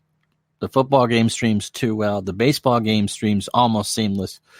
The basketball is no basketball game that streams well, although Dave Little does a tremendous job when he does it. Yeah, Dave makes that happen. And I like with boxing, I'm not as good as Al, and with hockey, I'm not as good as Dave, and so Gardner. And so I'll do those things, but I always defer to those who do better than I do. But no, Action PC just for me. I like to do the Action PC hockey, because I can treat it like an actual game. And you see me do it. I get into it and I broadcast like it's an actual game. And when I play the Strat PC game, that is more my relaxing kicking back. It's really hard to broadcast that like a game. Did one recently and had a good time with it, but it's hard to get away from the fact that it's a board game. Yeah, so there's not a lot to watch. It's DOS. It's a DOS-based thing. There's a little bit of movement on the screen, but I mean, I describe the play a little bit, but I'll do a lot of. I almost feel like a baseball game. Like I'm the color man in baseball. I do a lot of talking while the game's going on. I just talk a little bit. That's not a knock against the guys. No. The 78X supposed to be fun for me too. Absolutely. Pepe Frias, Ross Grimsley, Steve Rogers. Steve Rogers was just the most amazing guy in that 82 replay. Cy Young Award winner. And of course, that series didn't go. Was he the winner? I don't know. They won the championship, and that was awesome. I know that Tribes fan was trying to get me to do a good Cleveland Indians season because, I can stream my OTP. I just don't like playing it. That's Al's thing. I like an OTP because I don't know how to do it. I think the visuals are better. Its visuals are great. So for me, I enjoy actually sitting down and playing as opposed to, I like being the GM. I don't like the replay aspect of it. See, I just pick 2 teams and I play it and I broadcast. And that's all I like to do with the baseball. And you can do that with Action PC, but for me, I'd rather do OOTP. I think it just does a better job. Yeah. The visuals are really nice. I do like that. I as far as actually playing, and this is just my opinion, playing a game in OTP, no. Although the fictional stuff, for me, I just let it ride. I hit start. Yep. I hit start, and then it's just like hit the button for the next at bat, and then I describe it and I talk about it, and I just get a kick out of the players. And half the time I don't know who's who. Once the Strat hits the pre-sale, I will buy that. I'll buy the baseball this year, because I want that Nationals team. How many ways can you put? You're welcome, DJ John. How many ways can you say the word strikeout? And I think I will finish the 86 football replay. That kind of got bogged down when I had to reset it. As far as when the Cowboys turned into the Falcons, when Bruce turned into Caitlin. And for me, I had to redo 3 Cowboy games, 2 Eagle games, 2 Cardinal games, and a Broncos game, which somehow wasn't able to export. And for me, that just kind of took away the immersion. So we'll finish that season. We'll do all the playoffs and stuff. But I think that's going to be, we'll do the baseball games starting regularly. For me, the Action PC is, I'm just used to it. I think the game plays well. You could play a replay 100 times and you're never going to get the same results. But I was happy with how 82 came out. I was excited to do those. What I really, really like about Action PC that OOTP doesn't, the one thing OOTP doesn't do, what Action PC does, is it tells you what the guy did at bat during the game. All on that screen. I think you just mouse over the guy or whatever, and it says, here's what he did today. OOTP, you have to leave the screen and go to the box score and scroll down and look at everything. Okay? I mean, you can get the player's stats. He's 0 for 1, he's 0 for 2, he's 1 for 2, he's 1 for 3. But, I mean, and it might say real quick, he did this today, but Action PC, it tells you, this guy's coming to the plate. You click on his name. It's like, hey, this is what this guy's done today, and you know exactly what he did. So that's what makes it fun. And OOTP, they didn't add that this year. I'm really surprised. The screens for me in OOTP for when I watch another OOTP stream, they're too busy. There's just too much information there, and the whole point is, especially when you're in baseball, when you're streaming baseball, you understand that your background, just like by baseball, is the perfect radio sport. You can play cards, have a conversation with a friend, go back and forth in the chat like they're doing now, and just kind of fill in the blanks and tell an occasional story, ground ball to short, over to first, and there's 2 out. Where football is the perfect television thing because everything has a consequence because a turnover can happen on a play or whatever. And sometimes football games are blowouts. And, it turns into, okay, so what are we talking about? By the way, the Cowboys have 3rd and 10. They're up 64-2, and the game's been over since the first 15 minutes. And so that kind of, there's a good rhythm with that. And I don't think you're overwhelmed on the Action PC screen. You can stop, you can read it. But I don't find it as obtrusive. How close is Action PC to being actual? There's no perfect game. Doesn't matter the sport. There is no such thing as a perfect game. It all comes down to what your preference is. I'm not going to rank games because it depends on what experience I want. Like I said, I won't do a season replay on OOTP, but I'll do fictional because I don't care what the numbers are. The fun is going through and trying to build the right team and keep under the payroll constraints that you have and see how far you can go. And having that team that win, I mean, to me, that's the OOTP screen. As we're talking about it, and I think you can make these a little smaller. I think so. That is just an example of the OOTP. There's nothing wrong with the game, and I don't want to turn this into a conversation of my game is better than your game. Yeah, no, I'm just comparing the screens. It depends on what experience that you want. I mean, I like Roster Card. I like Stratomatic. I like APA. I think Action PC. Yeah, and there's the Oh, it's right now. Oh, yeah. Action PC screen. So, and they're kind of comparable. Yeah, I think for me, I find a good rhythm with it because in anything that you do on a streaming basis, the important thing is finding the rhythm and the pace and having the game work with you. And although I do manage, didn't say I was a good manager. No, at no point in this conversation did I say I was a good manager or coach. You try to find what works best with you. Yep. And you know what was weird the other day, Ron, is I still haven't separated all my cards yet that I got on some of the sales, but I got most of them. But I was going through I was 71 to 73. I got one of those 2 seasons that were on sale, Strat. And I'm ripping, I'm looking at the cards. I'm like, these Oakland A's. I'm so going to play the Oakland A's. I did. Oh man, I forget what season it was. Did I get? You got 73. I don't think I got 71. Did I? Yeah, you got 73. The entire Dallas coaching staff will be fired Monday, and so the new head coach will be Jerry Jones, and the new offensive coordinator will be Jerry Jones, and the new defensive coordinator will be Jerry Jones. Oh, you think he's going to clean house? That would be just like him, just to say, see ya. He's done it before, and Wayne Garrett.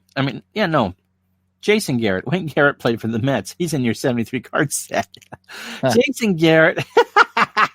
Jason Garrett is has been a head coach in Dallas for 10 years. Yeah, Al did that. That I'll try. And that you get that at the workshop, right, Al? That I would try. But when you've 10 years, you should at least have a trip to the NFC Championship game on your resume. I mean, Andy Reid has made a living on underperforming, but Andy made it to 5 straight NFC Championship games. NFL Network says so.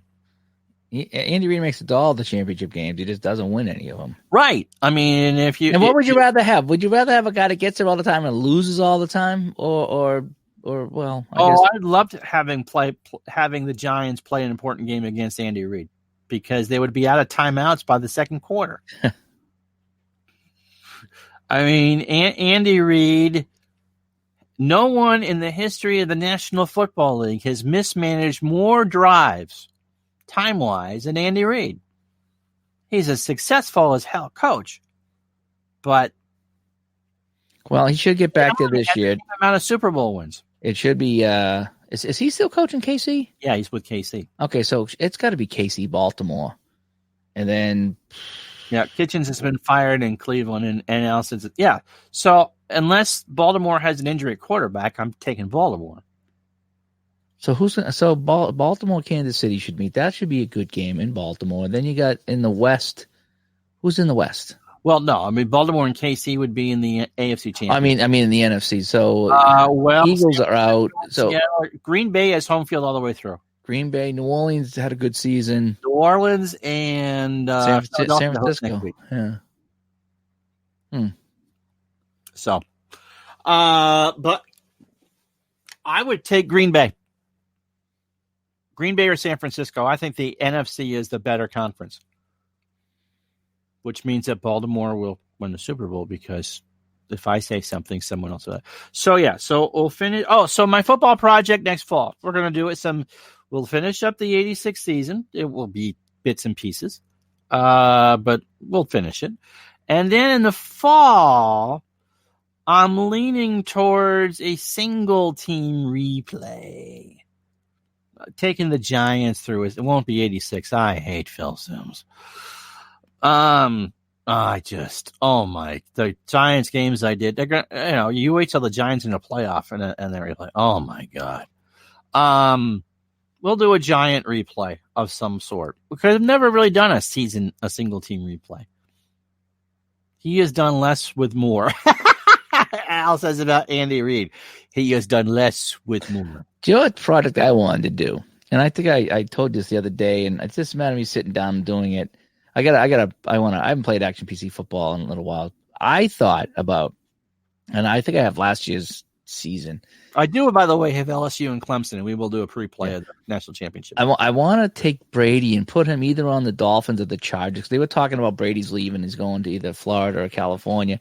So I thought in Action PC to put Brady on one of those teams to just sim the season, not play any games, just sim the season with Brady on the Dolphins or maybe or the Chargers. I don't like the Bears, Dale. It's going to be a team I like. Yeah, I'm interested to see how Brady would do on those teams and how the Patriots would do without Brady in the sim. It would just be a sim, a sim. But I always want to know if you traded Peyton Manning in his prime for Brady in his prime. I mean, Peyton Manning had an arsenal of receivers around. I'm not taking anything away from Peyton, okay? But Manning had the horses around him. And Brady's got you and me and Benjamin Watson or Rob Gronkowski or the piece of bubblegum found underneath section 39, row 9. Brady always worked with less. He always did. I felt. Absolutely. And so if you reverse the two, Y.A. Tittle in 63. Actually, that might be the one you could do with the Cleveland Browns, because Jim Brown averaged like almost 6 yards a touch that year. Can you imagine an NFL running back averaging nearly 6 yards a touch? Especially with those defenses. You'd need a killer running back like OJ. Just I watched the Nordberg. I'm gonna have him sign a Nordberg to a contract. I suppose you could. 100 greatest runs in NFL history, because it's the 100th season. I've got to watch the 100 greatest pass completions. That's got to be fun. But I was amazed at how many O.J. Simpson runs were there. Oh yeah, he was unstoppable. In the top 10 was Tony Dorsett's 99.5 yards against Minnesota on Monday Night Football. That was a good one too. Yeah, and one where I think number 5 was the one where Earl Campbell against the Rams, and Earl bowls over the entire. I think he went and found every Ram defender and bowled over him. But he started with a uniform on, and by the time he scored... Oh, yeah, the breakaway uniform, there was no uniform left. Yeah. He was just in his shoulder pads. Yeah. I went to a Patriots game one time. Earl Campbell was playing for Houston, and they stuffed him good. Campbell did nothing that day. And I remember saying, I thought this Campbell guy was pretty good. I keep hearing about him, and he got 25 yards today. So... But that's what's the great thing about the Action PC stuff is the what ifs. No, I like my what ifs once in a while. How many Super Bowls would Tom have won if he was with Dallas? None. Jerry, I think, would interfere. Dale, you are on this project now. You are going to put Brady on the Cowboys in Action PC football or any football game you have and play it out and let us know and get back to us. That is your project. BJ, I don't think he could be any more hated than he is now. Who, Dale? No, not Dale. Tom Brady. He's hated because he wins. And anytime you win, people don't like you. That's the problem. And when you win a lot, people don't like you. And when you got a smoking hot wife, people don't like you. Anytime you have something somebody else doesn't have, they don't like you. OJ was the juice. I miss orange juice. I remember him running through the airports. Him and Arnold Palmer on the golf cart, right? Okay, OJ, lead the way so Arnie can get to his car. Arnie's got the station wagon. OJ's has got the sports car. Was that the Hertz? Yes. Yeah. So if you traded Peyton and Brady, I'm gonna do that though. I'm gonna take the Action PC out, and I'm gonna run a couple sim seasons. I want to see how long they take, because what I thought would be fun is whatever team I put them on. Your folders so you don't mess it up. So if you ever wanted to go through, it's like, why is Peyton Manning on the? Well, I'll just duplicate the season. I think is what I'll do. So and what I think, what I want to do is I want to see how long a game actually takes to sim. So what I could do is just sim the game and then check the stats and say, here's what Brady did today for the Chargers. Here's what Brady did for whatever team he's on, and then just do that for each, and then see how far the team gets. And then if it's only a minute or two to sim, and I can do it, maybe I'll do it in one video, and then maybe it takes about 15 minutes in Action PC. To do what? A season? A season real quick. So, okay. So if I did 1 week at a time, and I could just go in and check and. Oh, yeah. Okay. Yeah. So Nordberg, he must. I like Aikman and Buck together, personally. When you cheat, people don't like you. But my response to that, if you ain't cheating, you ain't trying. Everyone cheats. And rubbing is racing. Remember that time they said that, was it the Bengals or somebody was putting the Vikings putting the balls on the heaters before they brought them into the game? Oh, Minnesota would pump in crowd noise, as you were talking about earlier. But it's like they were heating up the ball. They were manipulating the balls in front of the heater, and they caught them doing it. But because they weren't in the playoffs and they weren't the Patriots, nobody cared. If that's the Patriots doing it, it's like, whoa, whoa, whoa. That's the problem, is everybody does something, but everyone looks the other way. Expressed by one member of the crew is not necessarily the opinions of both. Every team does something. Oh, absolutely. And it's just, going back to the whole stealing the sign, but if you're getting the sign from second and flashing the finger, That's one thing. When you're taking the cameras and relaying it down to the dugout and they're smashing the bat rack, that's another. Yeah, when everyone's in on it, it's a little crappy. I'll give you that. A little? But it's still, I mean, you're doing this again. I go back to, if you're Greg Brady and you find the opposing team's playbook and you steal it from them, that's bad. Or you go into the locker room and you put microphones and cameras in the locker room, that's one thing. But just if you're out on the field and you're like, doing this right here and they pick up on different. That's different. That's different. What? Because even like Belichick said, he goes, "Yeah, I was at the game. I watched what 70,000 other people saw." Yeah, and he made a good point. They was doing it in a public place. We're on to Cincinnati. I don't know what we're on to now. we're on to media. We're turning back the dial to 1982 right now here in New England. That's where the football team's going. Snow plow. Where's the snow plow? Yes, baseball demos. It's always cheating when you mess with somebody else's balls. Din, din, din, din, din. Please try the veal. He'll be here all the week. Nordberg was great. He was. Those were great. So let's see. Am I playing anything else? Uno. I'm playing Uno. I like Uno. Yeah. So that's pretty much what I'm playing. And so, what are we gonna do? What are we gonna talk about on the next tape show? Do you know? You have a topic idea? What were we had a couple of topics. We've always got like 3 or 4. Yeah, we wanted to kind of catch up with what we're playing over the holidays because we didn't do a show over the holidays. It's tough. I mean, it's felt like Saturday for the last week. I keep waiting to turn on the TV and see cartoons on the networks, Where's Bugs Bunny and Roadrunner when you really need them? Yeah, you got to go find those channels, the cartoon channels, whatever. Well, I have them on all the time. It's just like, what day is this? Oh, yeah. Oh, it actually is Saturday today. So what would you like to see us talk about coming up on the show? Yeah. What would you guys like to hear us chat about? What's kind of funny is when we do the Digital to Dice podcast, that sometimes we come out with a topic and we're like, we're not sure how this is going to go over. And the ones that we don't think are going to go over very well tend to do the best. It's just kind of how it works out. If we get a really good topic, sometimes that doesn't turn out as good as a topic we didn't think was going to work out. So demos, you think you're telling a bad pun, but the Holy Roller was absolutely Stabler cheating at his best. Oh yeah, yep. Pushing the football, but that was Dave Casper, wasn't it? Wasn't it? Well, he got it at the end. He did it a couple times, like he was trying to get there, and he just kept pushing it forward and fell on Bill it. King's call for Raiders radio is the best. Dogs and cats living together in harmony. Madden is on the field talking with the officials. They tell him to get his big butt out of there. He does. But you talk about the whole tuck rule and the Patriots and the Raiders. That 1976 playoff game with roughing the passer.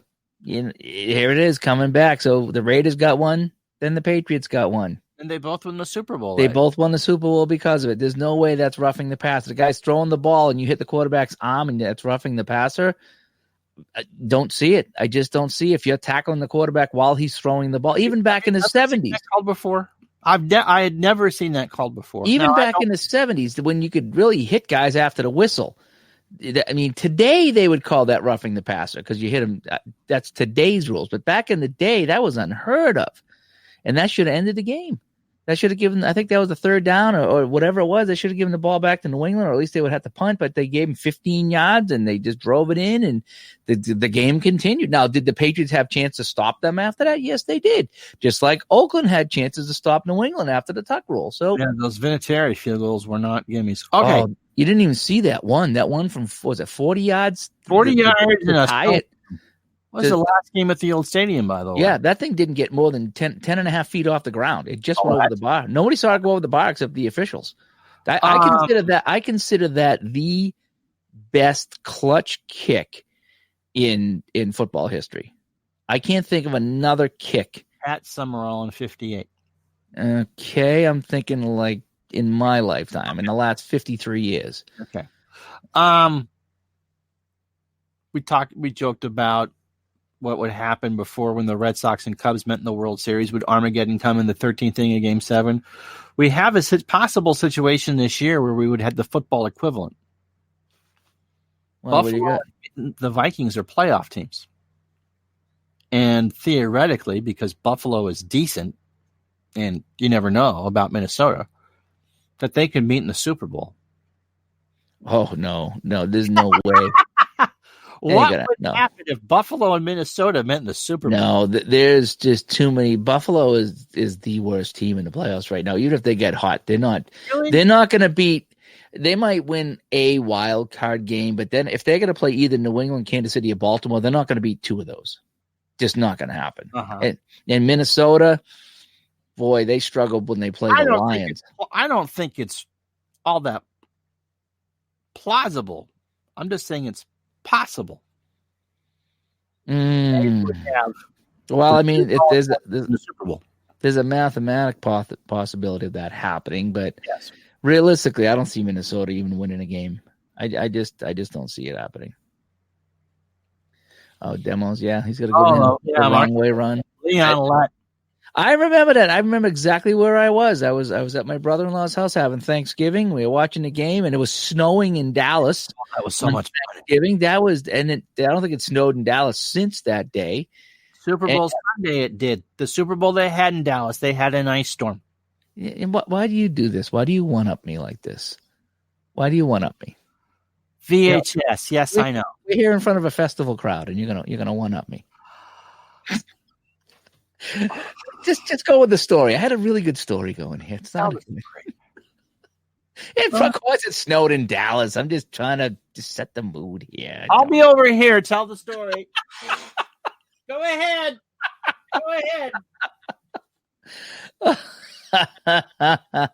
All right. So yeah. Go ahead. I remember where I was watching that, and the people there weren't even football fans. So I'm surprised they let me even watch the game. And then when he ever slid into that ball and needed it, and he kicked it in the end zone, they didn't count the touchdown. But yeah, that was a boneheaded play. Then they gave Pete Maravich, whatever it was, the second chance to kick. I would tell you the name, but I don't want to one up you, Dave. Are you gonna? If you want, I can get my wife on the show. If I can have, if I want to fight with somebody on the show, I'll just bring my wife on. Stoyanovich. It's Pete Stoyanovich. Yeah, I thought it was Pete Maravich. We are fighting nice. There's nothing serious about this. He'll go into my VHS tapes and tell me about how nice it was to watch the Canadiens again, or.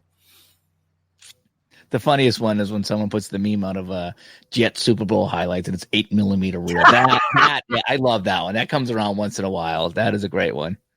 That is great. We had years ago at the store someone come in and bragged about being a Jet seasons ticket holder.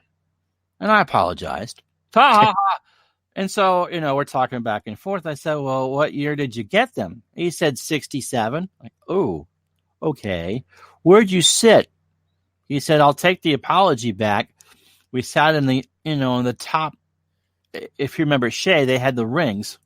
And so we sat in the top deck facing the open part of the stadium where the wind right off all that water fall.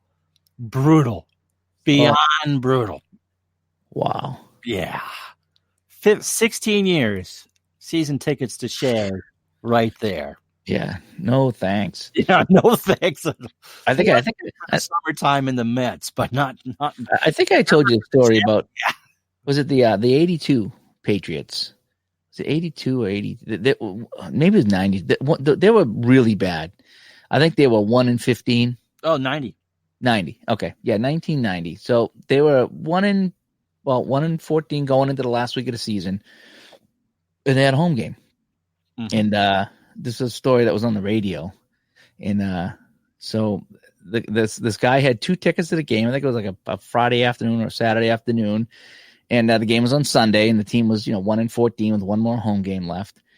And so the guy took his two tickets to the Patriots game and put them on his windshield wiper and went into the mall. Do you know what he found when he come out of the mall? What? 2 more tickets.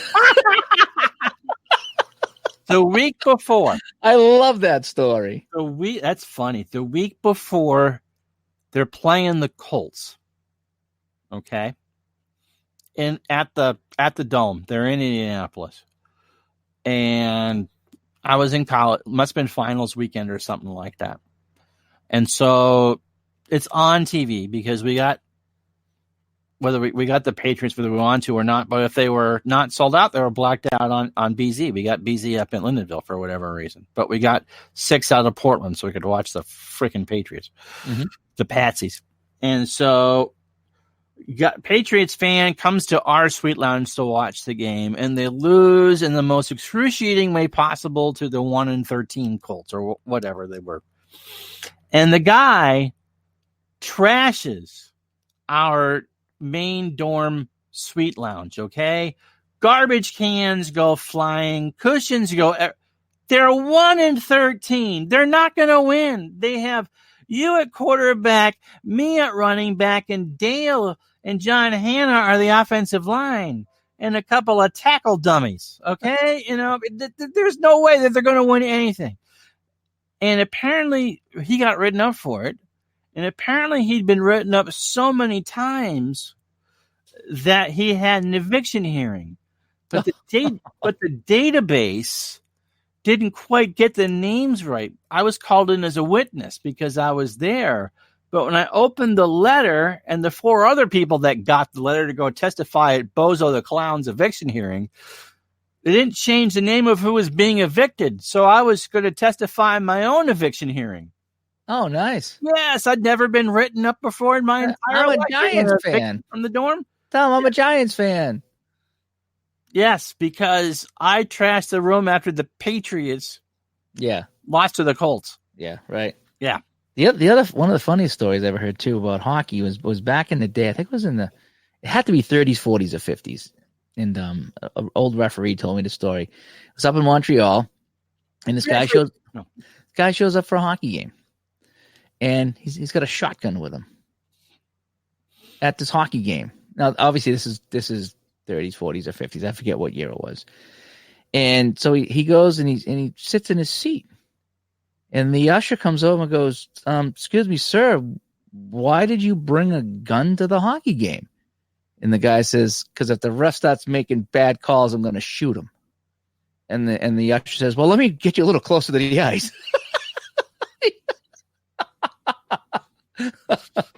Oh, that's a true story. I heard that. That was a true. Now, obviously, he probably didn't shoot the ref, but I mean, that's what that happened back in the day. That was a funny story somebody told me. So, no one has any every time I ask for a topic for the show, this happens. No one ever says anything. Yeah, that's all right. We just kind of jumping on tonight, just in between the holidays, having some fun here. We were going to try to record something like, let's just get on and chit chat and say hi, see what we're talking about. I was kind of excited for the hockey thing, but the 2 questions I saw was, what was the final score in Game 6 of the 2003? I don't even remember the final score of the last time the Canadiens won the Stanley Cup back in 2017. It just went so fast. And I didn't know how to play. You had to click on an answer. Then the next question come up so fast. And it's like there was I thought it went round by round. I thought it would show a question and you could, we each could pick an answer and then it'd be fun to see who got it right. And instead it was rapid fire. It was like, go, go, go, go, go. And I was like, this ain't very fun.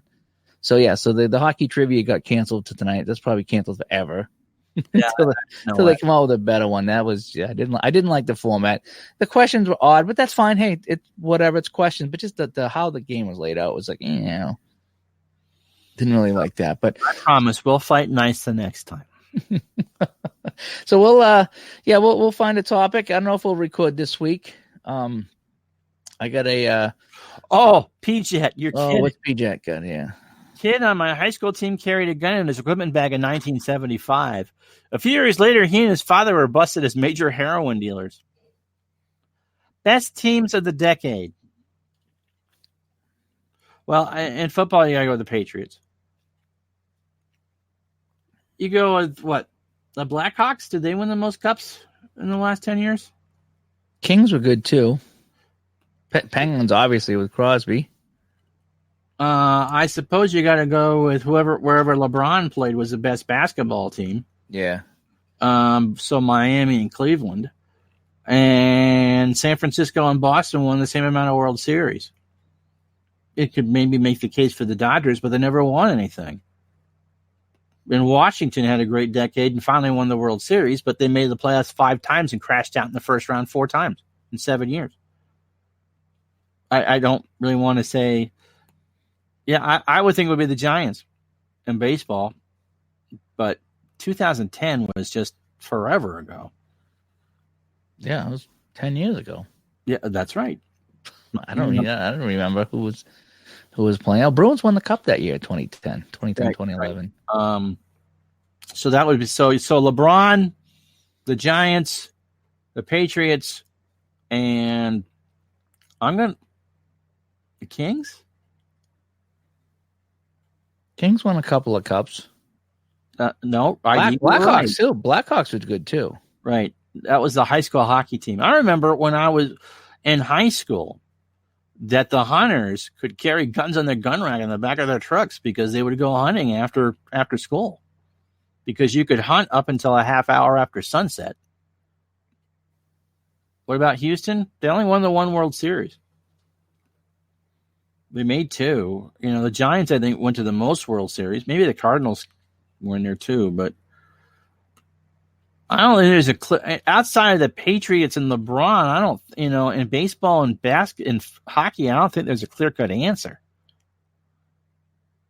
No. And I would say that the Miami Heat were an overall better team than the Cleveland Cavaliers. I know you're kind of lost in this conversation now, but really wherever. And of course the Warriors in the later part. That would be an interesting 7-game series, Dave. If you took the 70-win Bulls team with Jordan and Pippen and do a best of 7 against the Golden State team with Durant, Curry, and that bunch that won 73 and lost the final. Well, let me see here. I'm looking at the winning team for Stanley Cups. Blackhawks won 3. 2010, 2013, 2015. Then I guess I would go with Chicago. Yeah, Pittsburgh won 2. Kings won 2.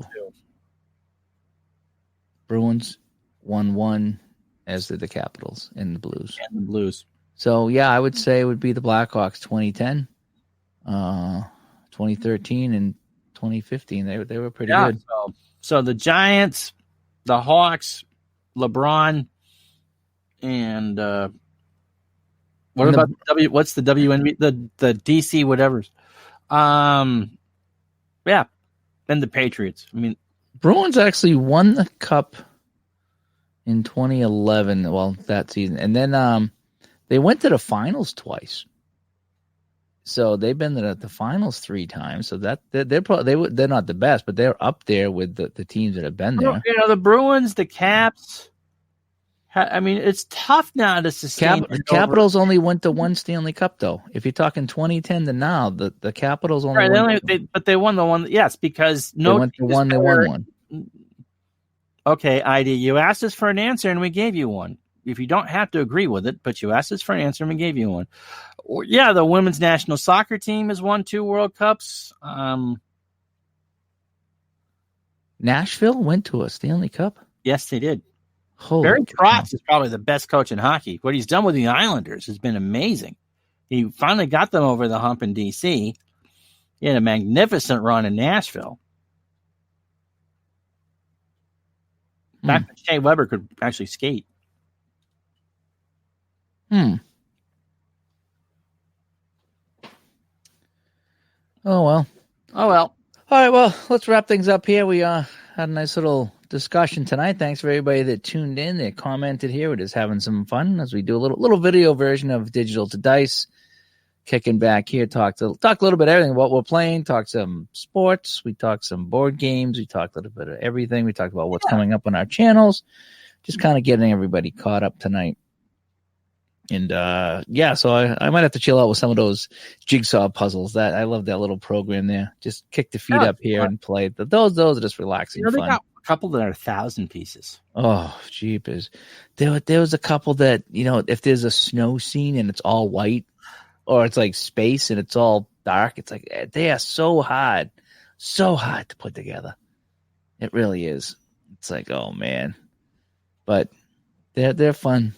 I shouldn't have streamed that 475 piece one. That was a 5-6 hour. No, I didn't know. I just started the program up. I said, let me try this out. So, well, anyway, all right. So we're gonna wrap this up. We may not record an audio show this week. We got to see how it goes. See how our week goes. I know I got new seasons starting up now that the new year is starting up. I got 2 brand new seasons, so that's going to tie me up. A lot of administrative work goes into starting new seasons, so fun stuff there going on. But if we can squeeze out a show this week, we will. If not, we'll be back to normal probably starting the week after. All right, so any final thoughts before we get out of here? No, I'm looking forward to it. Thanks for all the likes and subscriptions, and I believe the Facebook group is 140. No, this will just be on YouTube, BJ. 140, and we've had close to 3,000 plays and downloads of the 21 official podcasts that we've done. So thank you so much. Yeah, thanks to the community's actually growing quicker than we thought. And geez, we already did a half a year worth of podcasts. Amazing. Right? Yeah, I mean, it's kind of a fun thing just to start chatting. And next thing you know, PJ says before we get going, have we ever done a double-sided jigsaw puzzle? I think as a kid, I think I did one. I was like, I'll never do that again. You ever done a 3D one? No, but the double-sided one's a killer. There's actually, what did I see? There was a puzzle I saw. It was I don't know, it was called the Puzzle from Hell or whatever it was. It was a puzzle, and it was like a ton of pieces, and it even included extra pieces just to mess you up. No, thanks, guys. That's sport. That is better than the puzzle with pieces that don't work. I don't know how many extra pieces there were, but boy, I tell you. It doesn't matter. That is just beyond. Just one. Yeah. Just one would get a litany of language. It would. So, all right, everybody. Thanks for tuning in. For Ron, I'm Dave. Thanks for watching the Digital to Dice video show here. Everyone, have a good night. And have a Merry New Year. Or Happy New Year. Happy New Year. Happy New Year. We'll catch everybody later. New Year. Bye-bye.